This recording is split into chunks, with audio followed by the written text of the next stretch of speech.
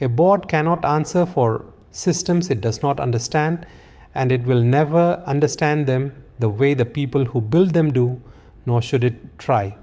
The literacy a board needs is of a different kind. It is not the ability to build an agent or trace how one works inside. It is the ability to govern one, to ask the questions that show whether a system is under control, to recognize a weak answer when it hears one, and not to be reassured by a confident presentation that offers no real evidence. It is worth being plain about what this does not require, because the belief that it demands technical mastery is what keeps many boards passive. A director does not need to read code, follow model architectures, or grasp how an agent reasons. A board that chases that knowledge will always trail the people who do it for a living and will tend to mistake technical fluency for governance. The institution does not need its board to be a second engineering team. It needs its board to be a competent governor of a capability that can act on its behalf. Take a quick example. If a bank uses an agent to release a payment hold, the board does not need to know how the model works. It does need to know who allowed the agent to release that hold, within what limits, and when a person must step in. That is the altitude board literacy operates at. The literacy that matters is largely the ability to ask a few hard questions and to know what a sound answer sounds like. What is this system allowed to do on its own, and who decided it may? What happens when it is wrong, and how would the institution know? Where does the line sit between the system's authority and a person's, and who can move it? What would have to be true for the institution to stop relying on it, and would that become clear in time? None of these is a technical question. Each is a governance question a capable director can press, and the quality of the answers reveals more about whether the institution is in control than any architecture diagram would. The more difficult part of literacy is sensing when an answer is thinner than it sounds. Agentic systems invite reassuring presentation, strong performance figures, the vocabulary of guardrails and oversight, a screen of green.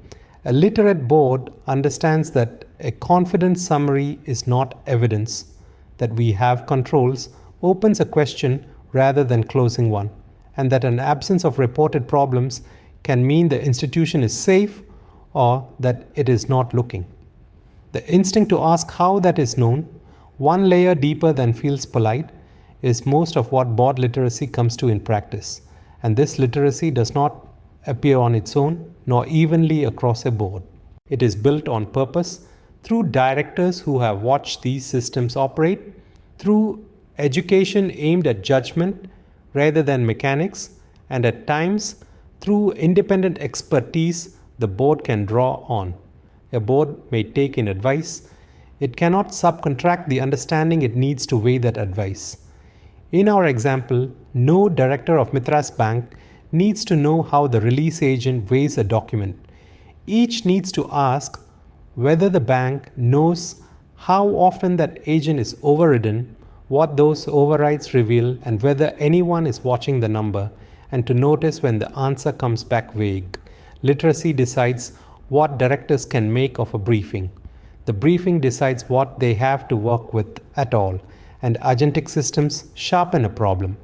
The distance between how much can be reported about these systems and how little of it tells the board whether the institution is in control.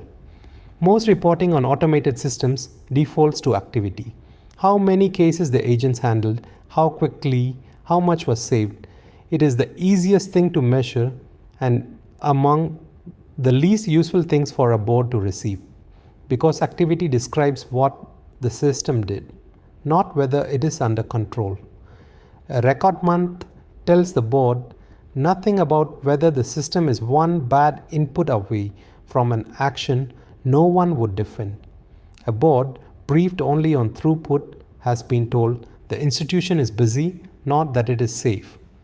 The briefing a board needs reports on three things: the state of control, whether the limits the institution set are actually holding, where they have been tested, and where they have been crossed. The institution's exposure, what stands to be lost if a system acts wrongly, set out in the terms the board already governs: money, customers, regulatory standing, and trust, not in technical measures.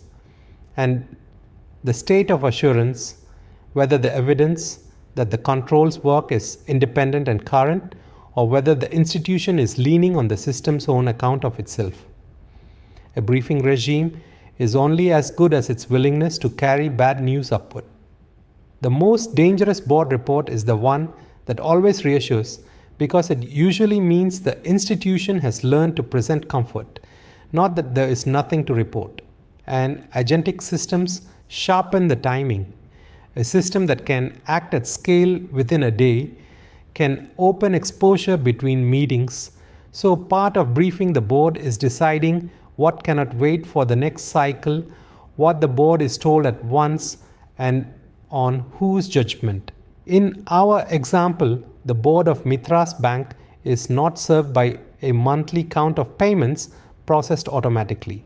It is served by knowing whether the rate of overrides is climbing, whether any release crossed the limits the bank set, and whether it would hear within hours, not at the next meeting, if the agent began acting outside them.